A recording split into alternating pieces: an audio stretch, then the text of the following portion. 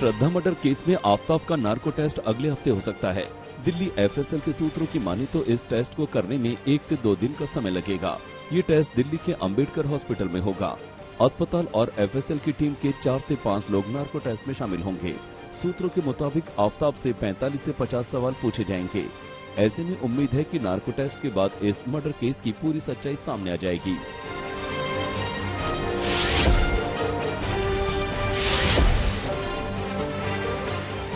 Delhi police ने श्रद्धा murder case की status report में नार्को टेस्ट का जिक्र किया। पुलिस के मुताबिक आफताब के बयान लगातार गुमराह करने वाले हैं।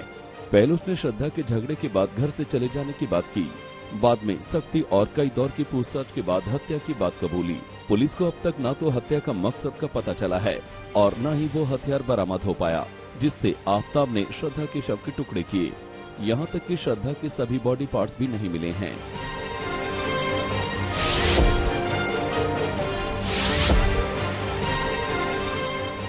श्रद्धा मर्डर केस के तार मुंबई, दिल्ली, गुरुग्राम से लेकर हिमाचल, उत्तराखंड तक जुड़े हैं। मुंबई में ही श्रद्धा और आफताब ने लिव इन रिलेशनशिप में रहने का फैसला किया था। इसके साथ ही वे हिमाचल और उत्तराखंड घूमने गए थे। हत्या के 15 दिन पहले ही श्रद्धा ने ऋषिकेश के वशिष्ठ गुफा से अपनी इंस्टाग्राम रील डाली। यहाँ लोग मानसिक शांति की तलाश में आते हैं। श्रद्धा भी ध्यान करने यहाँ आई थी।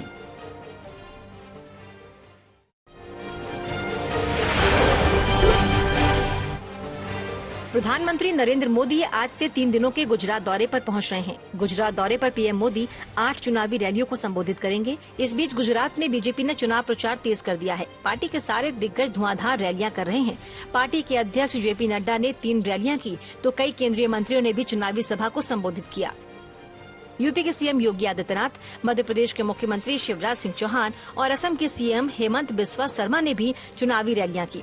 योगी आदित्यनाथ मोरबी पहुंचे और हादसे के दर्द को जनता के साथ साझा करने की कोशिश की। वहीं शिवराज सिंह चौहान और हेमंत बिस्वा शर्मा ने कच्छ में रैलियां की। एमसीडी चुनाव प्रचार के बीच बीजेपी ने एक बार फिर आम आदमी पार्टी पर बड़ा हमला बोला। बीजेपी प्रवक्ता संबित पात्रा ने एक स्टिंग ऑपरेशन के जरिए आप नेताओं पर अधिकारियों से उगाही का आरोप लगाया। बीजेपी ने एक स्टिंग वीडियो जारी कर आप नेता मुकेश गोयल पर जेई से 1 करोड़ रुपए की रिश्वत मांगने का आरोप लगाया। संबित पात्रा ने कहा कि कट्टर भ्रष्ट पार्टी के कट्टर भ्रष्ट नेता मुकेश गोयल आम आदमी पार्टी के मध्य प्रदेश के प्रभारी हैं। उनका स्टिंग सामने आया है। उन्होंने आरोप लगाया कि पूरी की पूरी आम आदमी पार्टी भ्रष्टाचार में लिप्त है। जोन में हो गए 1-2 बार पहले भी मैंने बुलाने की कोशिश की, परंतु बार बार कन्नी काट कर खड़ा हो गया तू। तुझे पता नहीं मैं मुकेश गोयल हूँ। क्या बीमारी है तुझे अफसर? डीसी को मैसेज भेजकर तुझे बुलाया गया। दूसरे में आप सुन सकते हैं कि डीसी के मैसेज के बाद तू खुद आया है यहाँ पर।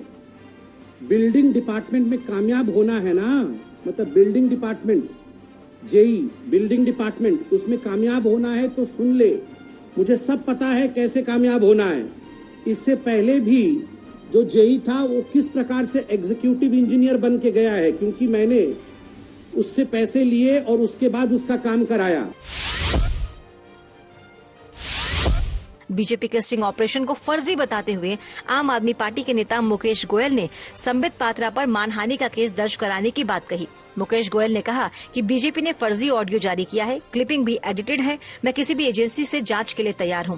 मुकेश गोयल ने कहा कि आम आदमी पार्टी निगम का चुनाव जीत रही है, इसीलिए बीजेपी अनाप शनाप आरोप लगा रही है।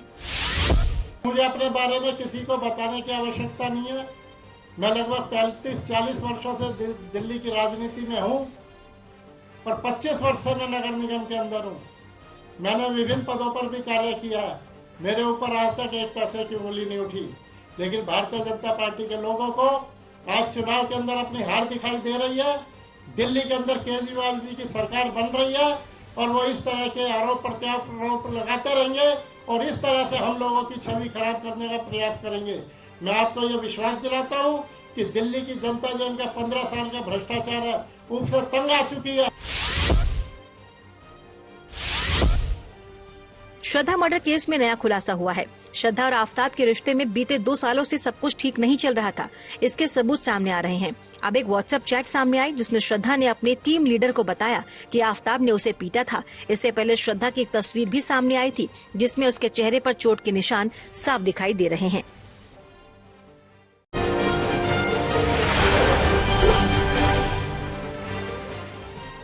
वीर सावरकर पर राहुल गांधी के बयान के बाद महाराष्ट्र के डिप्टी सीएम देवेंद्र फडणवीस ने 2 चिट्ठियां सोशल मीडिया पर पोस्ट की। दावा है कि ये चिट्ठियां महात्मा गांधी ने अंग्रेज अफसरों लॉर्ड चेम्सफोर्ड और ड्यूक ऑफ कनॉट को भेजी थी। इनमें से एक की आखिरी लाइन में लिखा है, your excellency obedient servant M.K. Gandhi. दूसरी चिट्ठी के आखिर में लिखा है, your royal highness faithful servant M.K. Gandhi. Fadnavis ने अपनी पोस्ट में राहुल के लिए लिखा, कल आपने मुझे एक पत्र की अंतिम पंक्तियां पढ़ने को कहा था। चलो अब कुछ दस्तावेज आज मैं आपको पढ़ने को देता हूँ। हम सबके आदरणीय महात्मा गांधी जी का ये पत्र आपने पढ़ा। क्या वैसे ही अंतिम पंक्तियां इसमें मौजूद हैं जो आप मुझे पढ़वाना चाहते हैं? सावरकर पर राहुल गांधी के बयान को लेकर सियासी संग्राम थम नहीं रहा है। मुंबई समेत महाराष्ट्र के कई शहरों में बीजेपी युवा मोर्चा के कार्यकर्ताओं ने राहुल गांधी के बयान के विरोध में प्रदर्शन किया और कार्रवाई की मांग की। इस बीच शिवसेना सांसद संजय राउत ने कहा कि ऐसा बयान किसी भी सूरत में स्वीकार नहीं है। हालांकि संजय राउत ने ये भी कहा कि इतिहास कहता है कि वीर सावरकर कभी भी राष्ट्रीय स्वयंसेवक संघ के भक्त नहीं थे। केंद्रीय मंत्री अनुराग ठाकुर ने शुक्रवार को राहुल गांधी पर निशाना साधते हुए कहा कि कांग्रेस नेता टुकड़े टुकड़े गैंग के साथ भारत जोड़ो यात्रा कर रहे हैं। अनुराग ठाकुर ने कहा कि उन्होंने हिंदू आतंक के बारे में बात की, जेएनयू में भारत को विभाजित करने की कोशिश करने वालों के साथ खड़े रहे और अब वो वीर सावरकर पर सवाल उठा रहे हैं। यही कांग्रेस की मानसिकता है। उन्हें एक परिवार से परे कुछ भी नहीं दिखता। टुकड़े टुकड़े गैंग के साथ भारत जोड़ो यात्रा करने वाले राहुल गांधी जी, सवाल ये खड़ा होता है कि आप कभी हिंदू आतंकवाद की बात करते थे, कभी भारत के टुकड़े टुकड़े करने वालों के साथ जवाहरलाल नेहरू विश्वविद्यालय में खड़े नजर आते थे। सावरकर, वीर सावरकर के ऊपर आप प्रश्न चिन्ह खड़ा करते हो। ये कांग्रेस की मानसिकता है जो एक परिवार से आगे बढ़कर ना देख पाई है ना देख पाएगी। भारत जोड़ो यात्रा के तहत राहुल गांधी को इंदौर पहुंचने पर बम से उड़ाने की धमकी मिली। जूनी इंदौर थाना क्षेत्र में मिठाई की दुकान पर धमकी भरा पत्र मिला।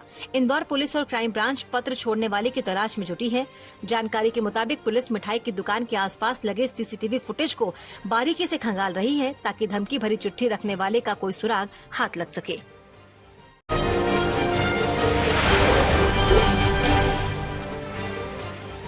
शुक्रवार को उत्तराखंड के जोशीमठ में दर्दनाक सड़क हादसा हो गया। इस हादसे में 12 लोगों की मौत की पुष्टि हो चुकी है।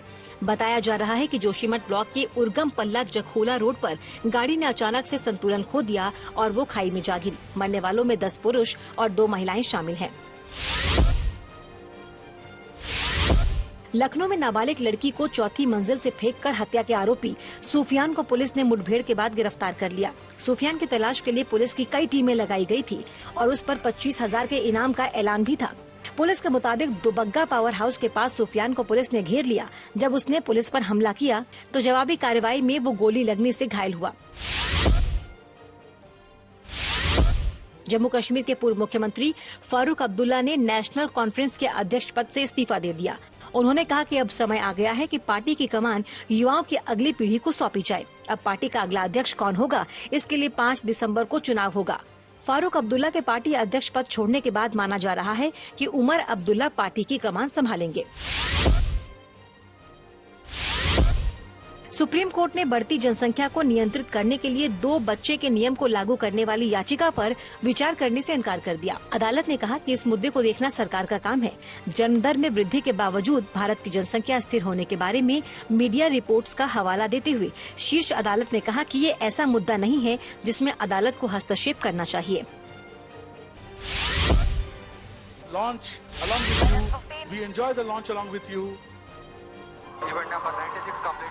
देश का पहला private rocket Vikram S launch हो गया। ये रॉकेट आवाज की गति से 5 गुना ज्यादा स्पीड से अंतरिक्ष की ओर गया। 81.5 किलोमीटर की ऊंचाई पर 3 पेलोड सफलता से इजेक्ट किए गए। 89.5 किलोमीटर की अधिकतम ऊंचाई हासिल की और फिर समुद्र में स्प्लैश डाउन हो गया। लॉन्चिंग के साथ ही इसे बनाने वाले 4 साल पुराने स्टार्टअप स्काईरूट एरोस्पेस के नाम एक बड़ी उपलब्धि दर्ज हो गई। कंपनी का कहना है कि इससे सैटेलाइट लॉन्चिंग कैब बुक करने जितनी आसान हो जाएगी। भारत और न्यूजीलैंड के बीच पहला T20 मैच बारिश की वजह से रद्द कर दिया गया। भारतीय समयानुसार ये मैच दोपहर 12 बजे शुरू होना था, लेकिन वेलिंगटन में लगातार बारिश हो रही थी। 1.5-2 घंटे तक बारिश रुकने का इंतजार किया गया, लेकिन वो नहीं रुकी। इसके बाद मैच को रद्द करने का फैसला लिया गया।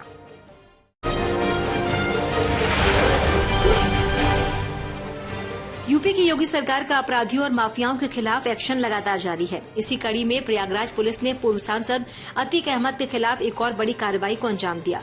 प्रयागराज पुलिस ने अतीक अहमद की अपराध से अर्जित एक और अवैध संपत्ति को कुर्क पर कार्रवाई की है। ये संपत्ति अतीक अहमद के भाई पूर्व SP विधायक खालिद अजीम उर्फ अशरफ के नाम पर थी। कुर्क की गई जमीन की कीमत करीब 7 करोड़ रुपए है। उत्तर प्रदेश के देवरिया में दिल दहला देने वाली घटना सामने आई है। यहाँ कंबाइन हार्वेस्टर खेत में सो रही 2 मासूम बच्चियों को ही कुचल दिया गया। हादसा फसल काटने के दौरान हुआ। हादसे के बाद मौके से चालक फरार हो गया। फिलहाल कंबाइन को सीज कर दिया गया है और आगे की कार्रवाई की जा रही है। इंदौर में एक निर्माणाधीन बिल्डिंग से महिला की अधजली लाश मिली है। शव के पास एक जला हुआ नारियल भी मिला, जिससे जादू टोने की आशंका जताई जा रही है। बिल्डिंग में रहने वाले चौकीदार के घर में खून के धब्बे भी मिले। साथ ही शव को घसीटने के निशान भी साफ नजर आ रहे हैं। पुलिस जांच कर रही है कि आखिर हत्या करके शव को जलाया क्यों गया। फिलहाल पुलिस ने मामले की जांच शुरू कर दी है। बिहार के आरा में हत्याकांड के आरोपी मां के साथ 2.5 साल का मासूम भी जेल गया। आरोपी महिला ने प्रेम प्रसंग में पीट कर एक युवक की हत्या कर दी थी। इस हत्याकांड में शामिल प्रेमिका सहित 4 लोगों को गिरफ्तार कर जेल भेज दिया गया। अब आरोपी के गर्भ में पल रहा 9 महीने का बच्चा भी कुछ दिनों में जेल की काल कोठरी में जन्म लेगा। फरीदाबाद में एक महिला की संदिग्ध परिस्थितियों में मौत का मामला सामने आया। परिजनों के मुताबिक अपने काम से लौटने के बाद महिला नहाने के लिए बाथरूम में घुसी थी। उसी दौरान उसकी तबीयत खराब हुई, जिसके बाद हॉस्पिटल ले जाने पर डॉक्टर ने उसे मृत घोषित कर दिया। पुलिस के मुताबिक महिला की मौत बाथरूम में लगे गैस गीजर की वजह से हुई। आंध्र प्रदेश के गुंटूर में एक शख्स ने अपनी पत्नी की हत्या कर दी। दरअसल आरोपी को शक था कि उसकी पत्नी का किसी युवक के साथ संबंध है। इसी के चलते उसे आए दिन परेशान करता था। एक दिन जब आरोपी की पत्नी बाहर गई थी, तब आरोपी ने ब्यूटी पार्लर में जाकर उससे झगड़ा किया। फिर चाकू से उसके चेहरे और गर्दन पर वार कर दिया, जिससे उसकी मौके पर ही मौत हो गई। आरोपी ने शव को फूलों से सजाया और बाद में पुलिस के सामने आत्मसमर्पण कर दिया। उत्तर प्रदेश के ललितपुर में एक जीजा ने पहले अपनी साली के साथ दुष्कर्म करने की कोशिश की, लेकिन नाकाम होने पर उसने धारदार हथियार से गर्दन काट दी। इसके बाद खुद भी ट्रेन से कटकर अपनी जान दे दी। गर्दन कटने की वजह से पीड़िता गंभीर रूप से घायल हो गई है। आरोपी ने घटना को अंजाम उस वक्त दिया जब घर में कोई नहीं था।